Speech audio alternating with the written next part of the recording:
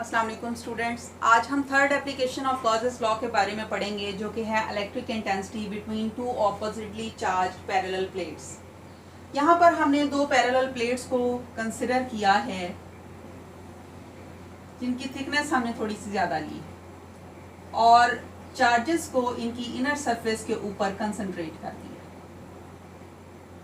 इस चार्ज की magnitude same होगी और डायरेक्शन इसकी यानी साइन इनका ऑपोजिट होगा और इनकी वजह से जो फील्ड जनरेट होगी वो इस तरह से होगी कि ये ओरिजिनेट करेगी फ्रॉम पॉजिटिव चार्ज और एंड टर्मिनेट करेगी फ्रॉम टू नेगेटिव चार्ज, यानी पॉजिटिव से नेगेटिव की तरफ एक फील्ड सेटअप हो जाएगी जो कि सिर्फ inner side between the two plates है।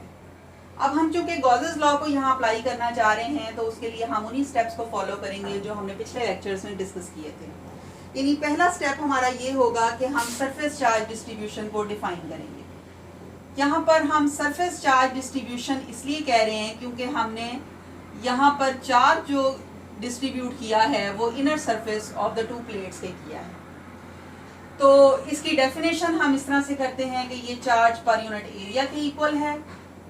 सेकेंड स्टेप हमने ये किया है कि हमने एक गॉसियन सरफेस को कंसिडर करना है जो कि इस केस में हम अकॉर्डिंग टू ज्योमेट्री एक रेक्टेंगल करेंगे, क्योंकि यहाँ भी एक रेक्टेंगल सी बनी हुई हमें नजर आ रही है तो हम गॉसियन सरफेस को भी रेक्टेंगल की फॉर्म में ही सपोज करेंगे। अब ये रेक्टेंगल जो है इस तरह से हमने सपोज करनी है कि ये एक फेस इसका outside to the electric charge है, यानी चार्ज अंदर वाली साइड पे कंसंट्रेटेड है, उससे ऊपर इसकी फेस मौजूद है।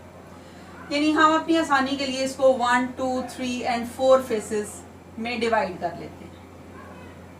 अब इन चारों फेसेस के ऊपर हमने यूनिट नॉर्मल्स को ड्रॉ कर लेना है, यानी हमने एरिया वेक्टर्स जो हैं यहाँ पे ड्रॉ कर लिए हैं। अब सबसे इंपॉर्टेंट काम इसमें यह है कि आपने वो पॉइंट डिसाइड करना है जहां पे आपने इलेक्ट्रिक इंटेंसिटी को कैलकुलेट करना है।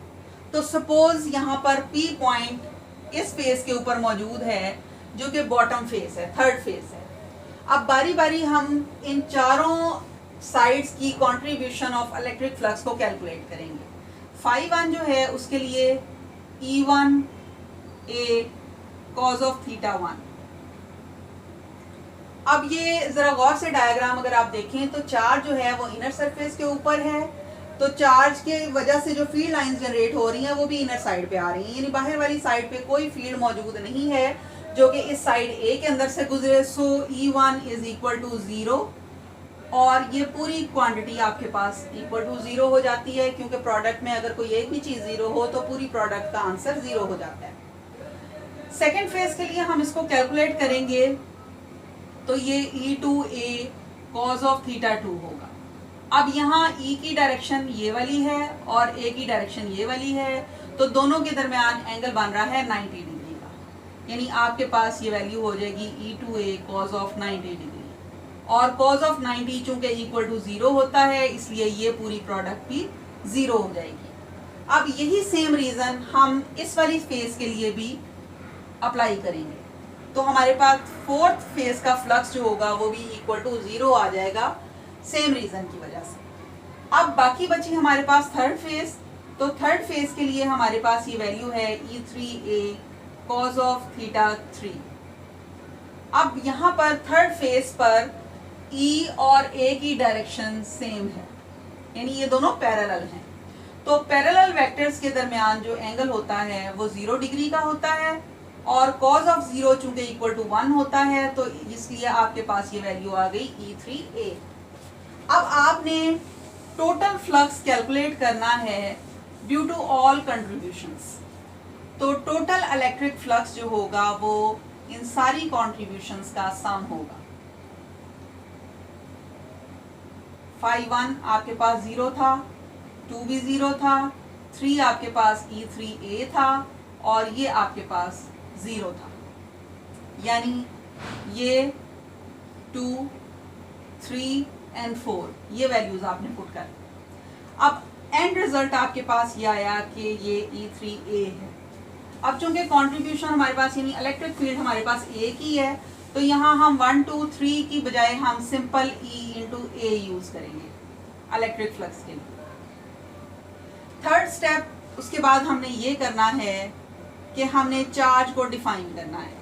चूंकि हमारे पास सरफेस चार्ज डिस्ट्रीब्यूशन थी चार्ज पर यूनिट एरिया, तो यहाँ से हम चार्ज को जब डिफाइन करेंगे तो ये आ जाएगा हमारे पास सिग्मा इंटू ए के इक्वल। उसके बाद हम फोर्थ स्टेप को अप्लाई करेंगे जिसमें हमने फ्लक्स की दोनों डेफिनेशंस को इक्वेट करना है।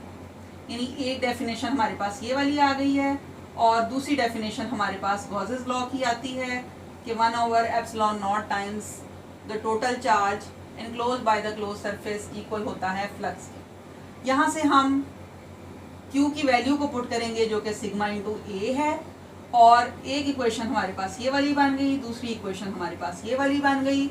हमने दोनों को जब कंपेयर किया तो ये हमारे पास बन गई E into A is equal to 1/ε0 sigma into A. अब ए इक्वेशन की दोनों साइड पे है, ये कैंसल आउट हो जाएगा और इलेक्ट्रिक इंटेंसिटी की मैग्नीट्यूड हमारे पास आ जाएगी सिग्मा ओवर ε0। और अगर हम इलेक्ट्रिक इंटेंसिटी को वेक्टर फॉर्म में शो करते हैं तो यहाँ हम यूनिट वेक्टर आर इसके साथ मल्टीप्लाई कर देंगे जो कि हमें इलेक्ट्रिक फील्ड इंटेंसिटी की डायरेक्शन के बारे में बताएगी।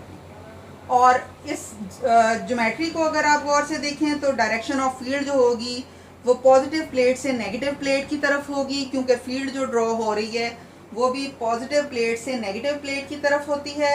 और दूसरी वजह इसकी ये भी हो सकती है कि अगर हम पॉजिटिव टेस्ट चार्ज को दोनों प्लेट्स के दरमियान में कहीं रखें तो पॉजिटिव प्लेट उसको रिपेल करेगी और नेगेटिव प्लेट उसको अट्रैक्ट करेगी, यानी वो टेस्ट चार्ज पॉजिटिव प्लेट से नेगेटिव प्लेट की तरफ जाएगा। इसलिए हमने ये नतीजा निकाला कि इलेक्ट्रिक फील्ड इंटेंसिटी की जो डायरेक्शन है वो from positive plate to the negative plate होगी। Thank you so much.